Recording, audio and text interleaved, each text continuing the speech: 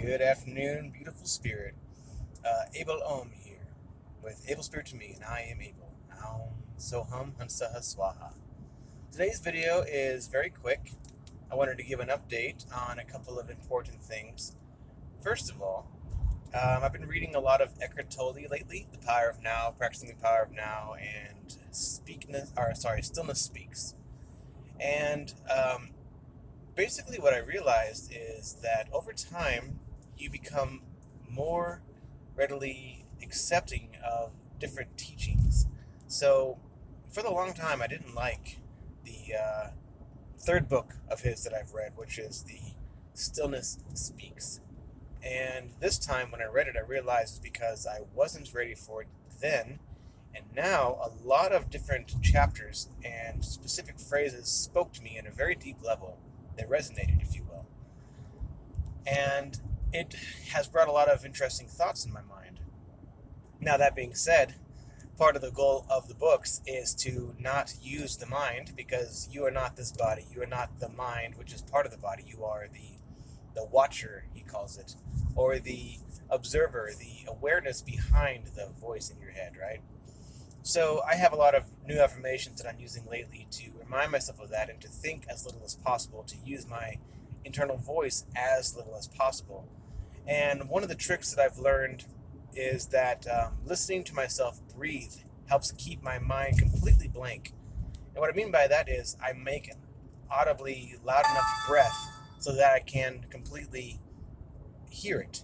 So I forgot the name of it. Oh yeah, Ujjayi breath. You're breathing with your throat slightly tightened so you can hear it.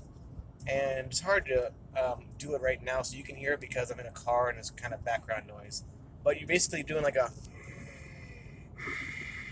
you're tightening your throat enough to be able to hear it. And there's a lot of religious backgrounds and spiritual teachings involving that particular technique. But anyway, when I started doing that, I realized, hey, why don't I just go ahead and combine that with some of the other teachings that I have done, which is, of course, the Khechari and the microcosmic orbit, etc. And what I realized, which is very interesting, is when I was doing this Ujjayi breath and trying not to use my internal thought at all, because I was listening to the voice of the breathing, I was listening to the sound of the breathing. Internally, I was saying the sound that I was hearing. So I was just concentrating on repeating the sound of the breath internally versus saying anything. And I started doing the nadi shodana internally, which means you're blocking one side of the nostril at a time, breathing in one side, but switching over to the other side and letting it out on the other side, etc. So classically, people do that by covering one nostril with their hand. Because I can do the Khechari mudra, I was doing it internally. And interestingly enough, there are some very old yoga texts like the Yoga Samhita, where they talk about, the Shiva Samhita, where they talk about how one of your pathways will be blocked more than the other. There's the Ida and the Pingala, right? They go on each side of the spine, on each side of Sushumna.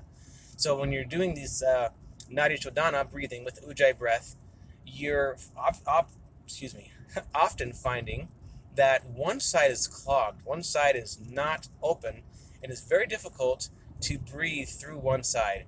So over time, the goal is to get them equal. So you have both the yin and the yang equal inside you. The nadi shodana makes the ida and pingala equal on both sides, which means you're equalizing your yin and yang. So what I'm trying to say is that when I'm keeping my thoughts empty, I'm only focusing on the breathing, I'm only focusing on the present moment, and I'm only focusing on listening to the breath and repeating the sound of the breath internally. When I'm doing the Khechari mudra, Nadi Shodana internally, both sides are equal, completely equal. And this is fascinating. This is the first time it's ever happened. Both sides are completely equal, and I can breathe comfortably as long as I want to in that way. Now, you do eventually get kind of some uncomfortable sensations in your throat because you are stretching your soft palate a lot when doing this. But it's very fascinating to me. Now, another interesting update, and I'm going to make a video about this, a very detailed video, but I have recently purchased a brainwave monitoring headband, and it's supposed to arrive soon.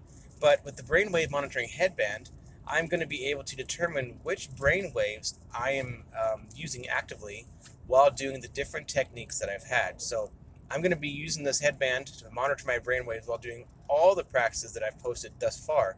And it gives you a nice readout about what brave waves were dominant during your activity. So I'm going to do it during all of my energization exercises, all of my different meditations, and also while doing regular activities like driving or just thinking out loud versus doing um, the special breathing I was just talking about. So when I get the data for that, I'll be able to show scientifically which brain waves were dominant depending on which type of practice that you're doing.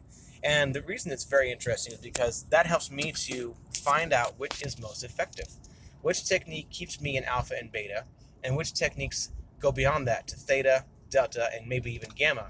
Gamma is the new mind, meaning you've reached higher than all the other wavelengths, and your brain is doing a different entire. They call it new mind because it's not normal. It's not in everyday life. So to me, it's very, very interesting. And, this practice just keeps getting better and better and growing on itself. It's very exciting for me. And I will be posting the data along with which technique um, allowed the different brain waves to come out. So, sorry guys, I'm driving, and while you're driving, you want to not be distracted, and there's people all around me. So I'm trying to focus on them. My car is electric, which means it's super quiet, so no one knows they're walking right in front of me. No one knows that I'm there. So I have to be extra cognizant of everyone around me. So anyway, this is just a very quick update. It's interesting to me, and I will be happy to share the data with you guys. Also, I've gotten a lot of questions on the Khechari mudra consistently. That's the most popular video that I've ever posted. And the second video, the amrta, that is the second most popular video, which is fascinating. So I think that I'm going to be touching on it more. But what I've come to find is that when you are bringing spirit into you, you have both the yin and yang equal, and you're clearing your thoughts. That's when the amrita flows. When you're feeling really great, that's when it happens.